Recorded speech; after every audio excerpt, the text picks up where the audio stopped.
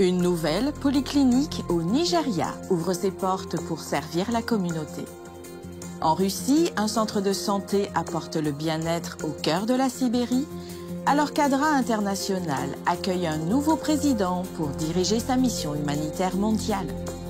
Enfin, l'Église adventiste du 7e jour se prépare pour sa 62e Assemblée administrative mondiale à Saint-Louis. Ces histoires inspirantes et bien d'autres, maintenant sur ANN.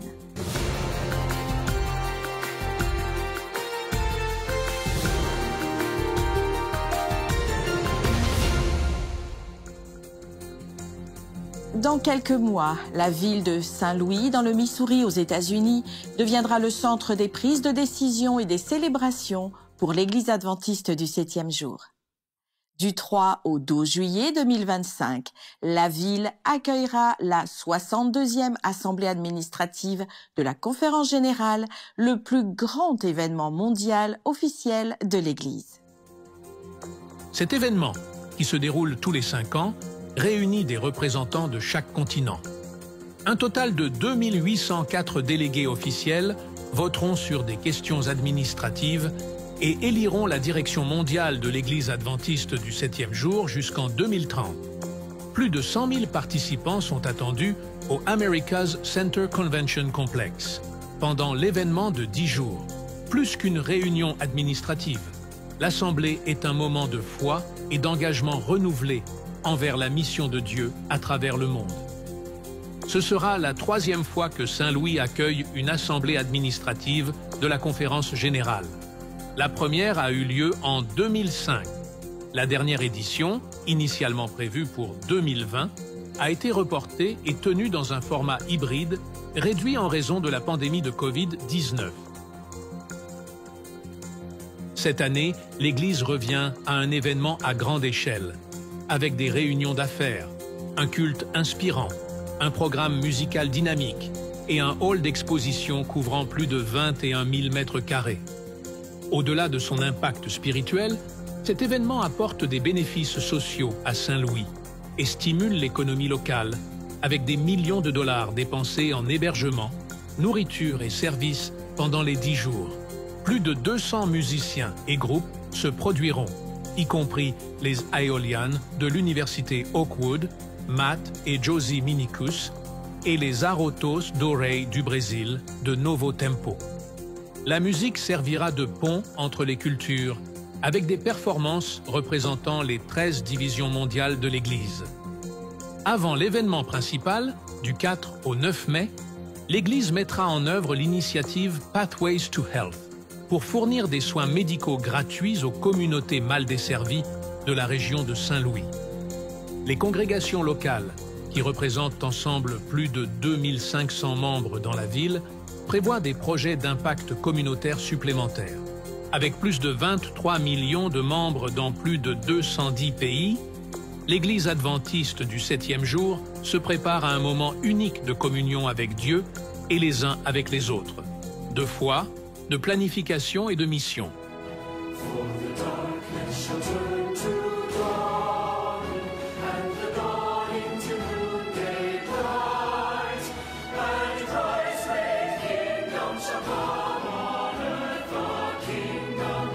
Juillet 2025 sera une étape dans l'histoire de l'Église. Pour plus d'informations, visitez gcsession.org.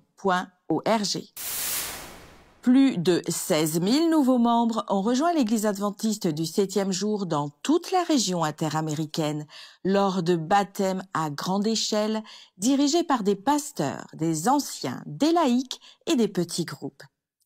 C'est la 2e fois que des anciens locaux consacrés étaient autorisés à officier des baptêmes dans les 25 grandes régions de l'Église. Eli Henry, président de la région interaméricaine, a souligné l'importance de l'événement, le qualifiant de grande fête et encourageant les membres à rester engagés dans leur mission. Josné Rodriguez, secrétaire itinérant de l'Association pastorale pour la région, a mis en avant le rôle vital des anciens dans l'assistance aux pasteurs qui supervisent souvent plusieurs congrégations. Plus de 40 000 anciens à travers la région interaméricaine sont formés et certifiés pour accomplir des tâches telles que les baptêmes lorsqu'ils sont autorisés. Des milliers de personnes ont été baptisées dans divers pays, y compris plus de 4000 au Chiapas, au Mexique, et des centaines au Venezuela, au Panama, en Haïti et en Jamaïque. Les anciens d'église, honorés de certificats, ont exprimé leur joie de baptiser directement des personnes qu'ils avaient encadrées. Les dirigeants ont encouragé la poursuite des efforts évangéliques, soulignant l'importance de mobiliser tous les membres d'église dans le travail missionnaire. Une polyclinique adventiste est inaugurée au Nigeria et propose des soins humanitaires. La polyclinique adventiste d'Abuja est dédiée à servir la communauté. Située à Koroduma, dans l'état de Nasarawa, au Nigeria, ce nouveau centre de santé vise à améliorer l'accès aux services médicaux dans une région où il y a des pénuries de soins significatives. La cérémonie d'inauguration a été marquée par la présence de dirigeants religieux, d'autorités locales et de représentants d'Adventist Health International, une organisation adventiste du 7e jour qui soutient des hôpitaux et des cliniques dans le monde entier. Étaient également présents des dirigeants de la division du centre-ouest de l'Afrique de l'Église adventiste, soulignant l'importance de cette initiative pour la population locale. L'établissement fournira des soins médicaux accessibles et compatissants à tous, indépendamment de leur origine ou de leur statut social.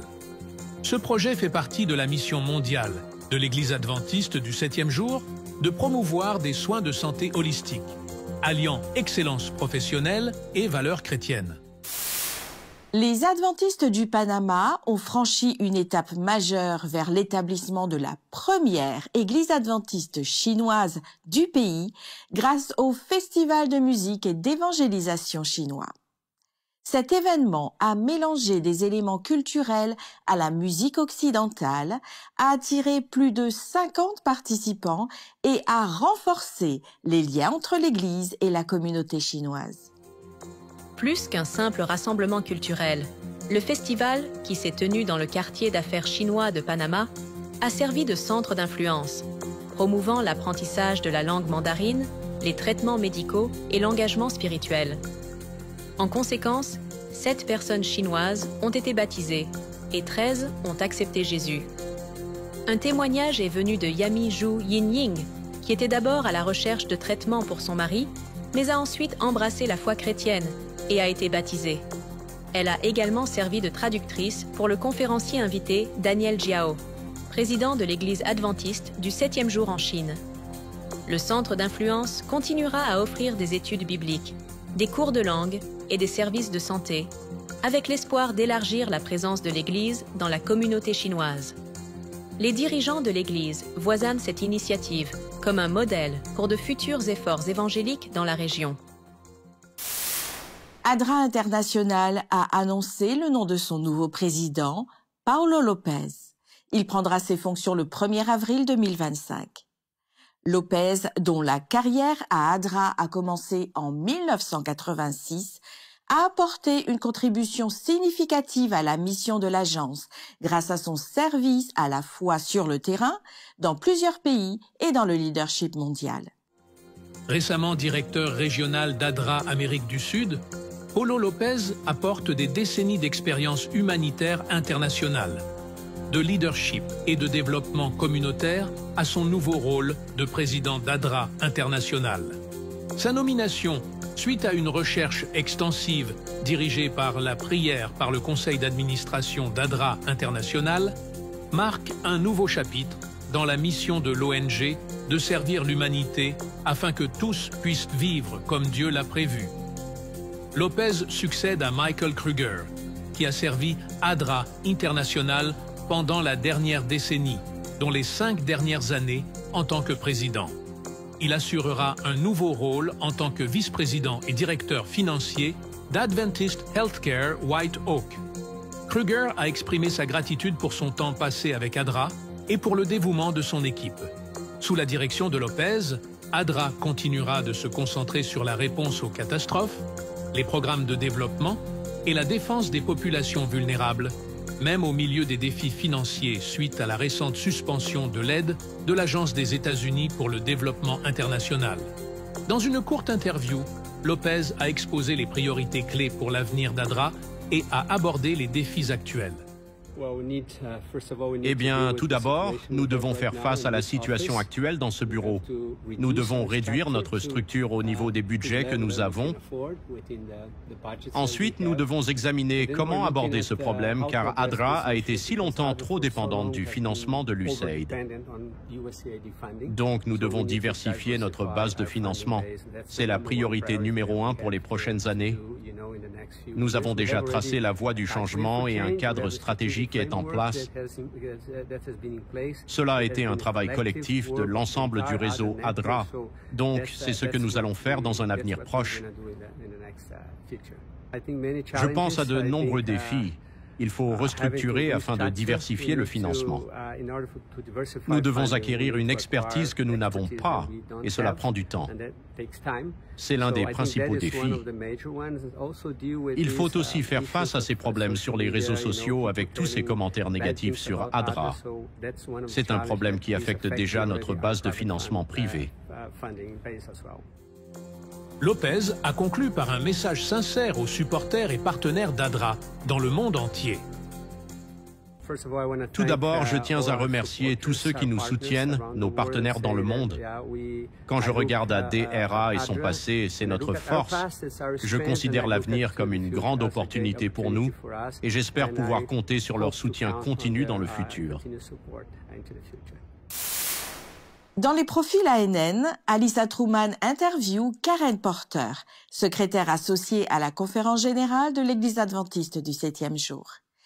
Après 5 ans au Sri Lanka pendant une guerre civile, Karen et son mari Mike ont accepté un autre appel difficile. Ils ont déménagé en Russie juste après la chute du communisme. La famille missionnaire a aidé à établir des bureaux d'ADRA dans plusieurs pays de l'ancienne Union soviétique et a soutenu la restructuration de la nouvelle division eurasienne de l'Église. Dans cet entretien, Karen Porter raconte ce que c'était que d'arriver en Russie pour la première fois au cœur d'une transition historique. Mike était dans ce magasin de vidéos. Il regardait les films et avait une vidéo dans la main. Il ne savait même pas ce que c'était. Une jeune femme est entrée et a demandé au commerçant, « Avez-vous cette vidéo ?» C'était celle que Mike tenait dans sa main. Mike a dit, « Vous pouvez la voir. Je ne pense pas la prendre de toute façon. » Oh non, non, je ne peux pas faire ça. Finalement, elle a conversé assez longtemps avec Mike et elle nous a invités à venir chez elle, chez eux, pour un repas. Ils nous ont invités à venir leur rendre visite après leur retour en Russie et nous l'avons fait. Nous sommes restés dans leur petit appartement. Nous, les 4, avons partagé une chambre et nous avons visité Moscou. Là-bas, nous avons établi un contact avec l'Église, simplement leur faire savoir que nous étions là. Alors, Mike a contacté le directeur d'ADRA et ils se sont rencontrés. Et nous avons continué nos congés. Quelques mois plus tard, nous avons reçu un appel pour aller à la division eurasienne pour que Mike travaille avec ADRA. C'est là-bas que j'ai commencé à travailler pour le secrétariat. Dans la communauté rurale de Juazeiro, dans l'état de Bahia au Brésil, la course Les Pieds sur Terre, le cœur au ciel a rassemblé des dizaines de participants pour un événement axé sur la foi, la persévérance et la promotion de la santé. Marquant le début des activités régionales des ministères de la jeunesse, l'initiative a renforcé les valeurs chrétiennes tout en encourageant le bien-être et l'unité. Plus que les médailles, ce qui a marqué les participants était l'esprit de camaraderie et de croissance personnelle, considéré comme la véritable récompense. Malgré l'atmosphère compétitive, l'objectif principal était d'avancer, tant physiquement que spirituellement. Au cœur de l'Amazonie, un projet de service a rassemblé des bénévoles et des membres de la communauté riveraine. À Nova Cana, un petit village du nord du Brésil, une nouvelle maison a été construite, mais l'impact va bien au-delà de l'édification de cette structure. Les coups de pinceau protègent le bois, chaque pièce est transportée, ajustée et mise en place. Les bénévoles sont en action. Nova Canaon est une communauté isolée au bord de la rivière. Depuis 2023, la région est desservie par une série de projets d'entraide organisés par l'Église adventiste. Cette fois, des hommes et des femmes, jeunes et vieux, se sont réunis pour construire une nouvelle maison pour Cecilio de Oliveira Brito, âgé de 64 ans. Cecilio et sa femme, Eliette, ont été les premiers adventistes de la communauté à faire don du terrain où se trouve maintenant la maison missionnaire et le centre d'influence de la région. Depuis la première mission adventiste à Nova Canaon, la communauté a reçu un soutien continu. Au-delà de la construction, les initiatives ont inclus des soins médicaux, des activités pour enfants, des études bibliques et une assistance familiale. Le projet a été dirigé par des bénévoles de la région de l'Est de São Paulo de l'Église adventiste, en partenariat avec l'Institut de mission du Nord-Ouest, un centre de formation axé sur le service communautaire et l'évangélisation missionnaire. L'histoire de Cecilio est une histoire de transformation. Autrefois en lutte contre l'alcool, il a trouvé un nouveau chemin à travers la Bible et est maintenant une figure respectée dans la communauté. L'impact du travail missionnaire est également visible parmi les jeunes. En peu de temps, l'église locale a grandi. Alors qu'il n'y avait pas d'adventistes auparavant, 13 personnes sont baptisées. Parmi elles, Vinicius, âgé de 16 ans, qui a non seulement pris cet engagement, mais partage également sa foi. Le changement a inspiré d'autres. Beaucoup de ceux qui regardaient autrefois de loin assistent maintenant aux réunions et étudient la Bible. Une église qui a commencé avec un seul couple est devenue un lieu d'accueil pour toute la communauté. Avec chaque poutre levée et chaque structure construite, le message devient clair. La foi se vit à travers l'action. L'église grandit, les vies changent et la mission continue.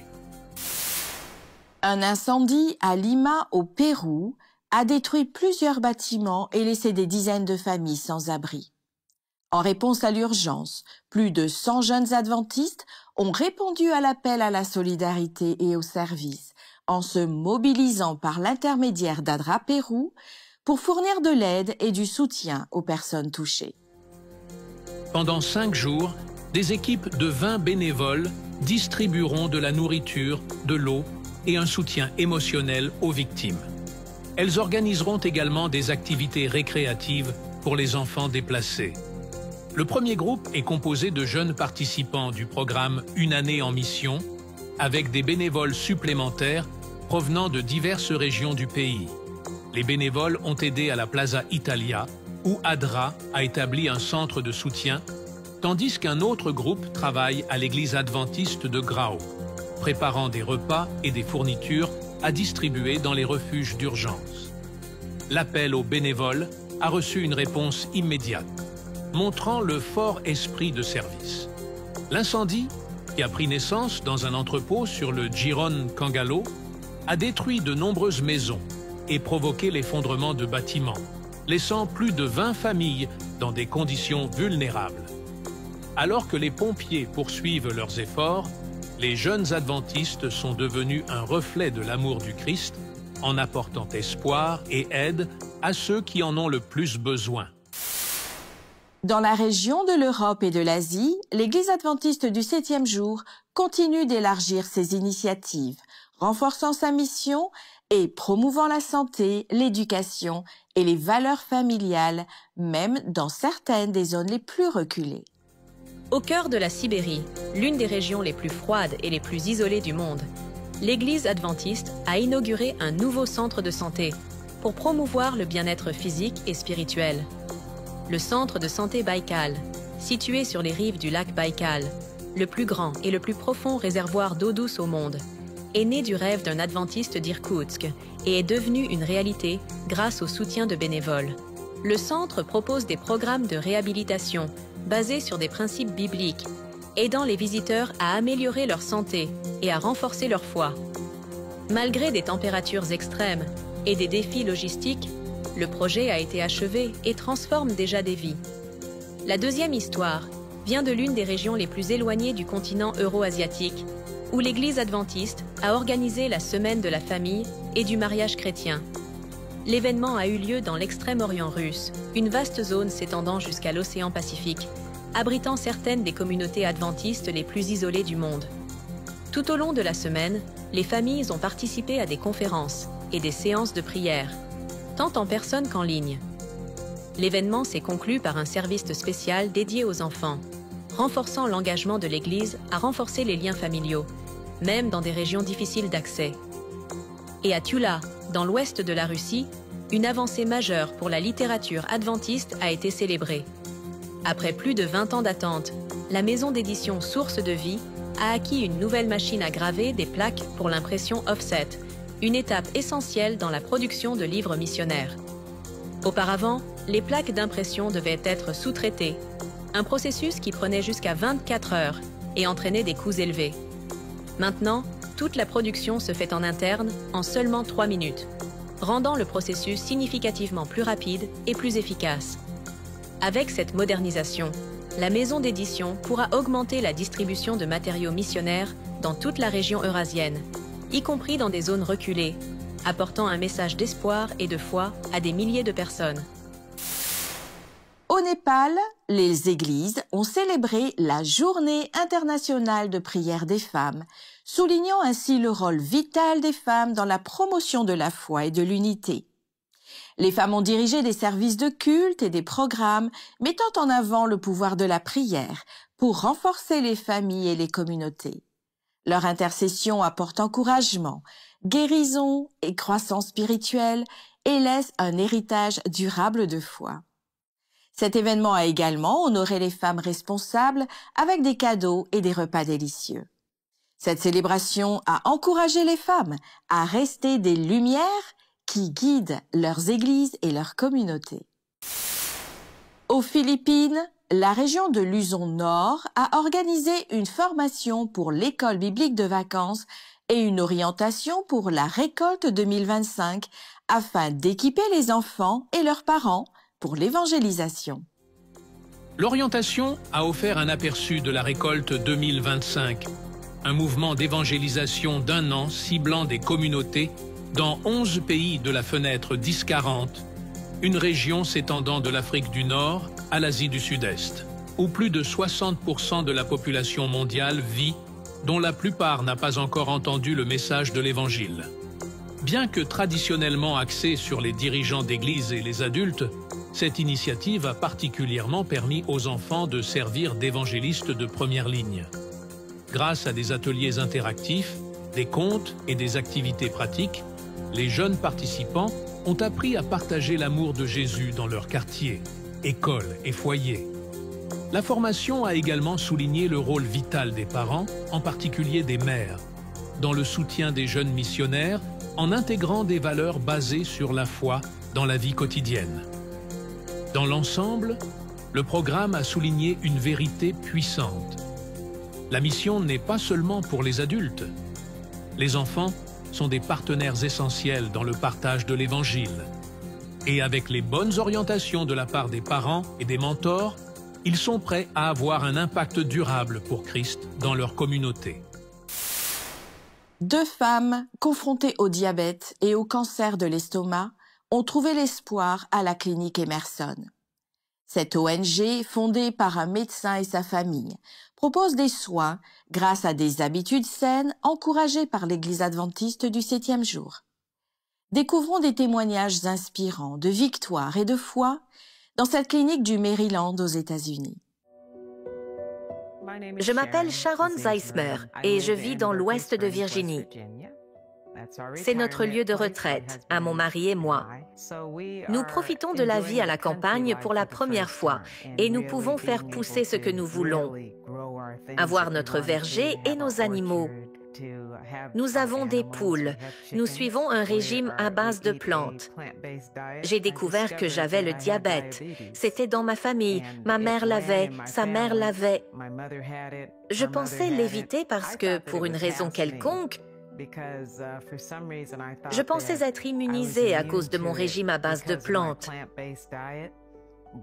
Mais j'ai compris plus tard que je ne pouvais pas utiliser les huiles librement comme je le faisais et manger tout ce que je voulais. Le docteur Emerson l'a découvert quand j'étais dans un camp. Il m'a fait venir me l'a annoncer et j'étais en état de choc. Je ne veux pas souffrir de complications liées au diabète comme ma mère.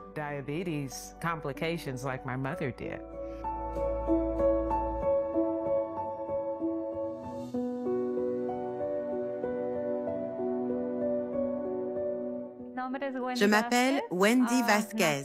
Je suis née à Mexico. Je vis aux États-Unis depuis près de 23 ans. En décembre 2023, j'ai commencé à avoir des problèmes de toux, une toux très forte. Je pensais que c'était à cause du COVID. Ça a duré longtemps. Ma voix a commencé à changer. Je suis allée chez le médecin qui m'a envoyé faire des examens, lesquels ont révélé que j'avais 2 fibromes à l'estomac. On m'a envoyé me faire opérer. Alors j'ai décidé de chercher une personne spécialisée dans les fibromes et qui ferait l'opération de façon plus naturelle.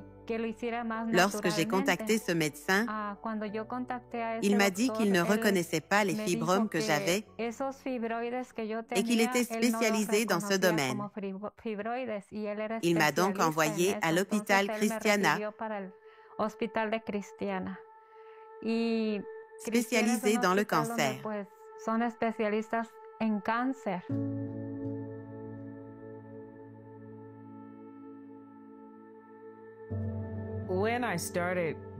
Lorsque j'ai commencé à suivre les recommandations du docteur Emerson et de sa clinique, ce n'était pas difficile. Je suis très satisfaite des résultats. Mon estomac était plein de liquide et j'ai remarqué que je ne pouvais pas respirer à chaque fois que je parlais. C'est lors de ce scanner que j'ai été hospitalisée et que l'on a détecté un cancer. J'ai pris les choses du bon côté car j'avais mes 4 enfants, mon mari et mes parents avec moi. J'ai dit que j'allais guérir. De nombreuses personnes ont commencé à venir me rendre visite à la maison. Parmi elles, un pasteur m'a parlé du docteur Emerson et de sa clinique. Il nous a donné l'occasion de venir ici et de suivre le traitement. Dieu merci. Ce traitement m'a beaucoup aidé. Il a renforcé mes défenses.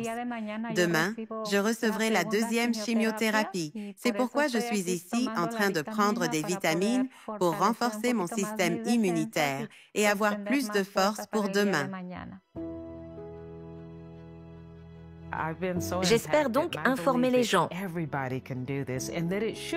Je leur enseigne l'hydrothérapie et beaucoup d'autres choses qu'ils doivent savoir, les choses de base. En fait, je m'apprête à organiser une autre clinique sur les douleurs articulaires. Et j'espère que ça ouvrira les esprits et les cœurs. J'espère que ça motivera les gens.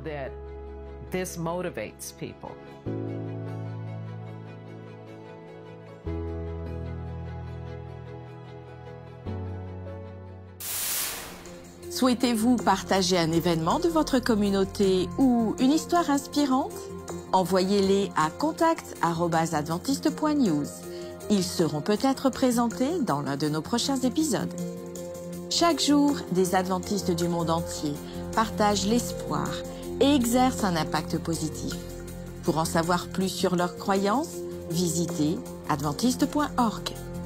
Et pour des nouvelles ou d'autres récits venant de tous les coins du monde, rendez-vous sur adventiste.news. Merci de votre fidélité et nous vous disons à la semaine prochaine.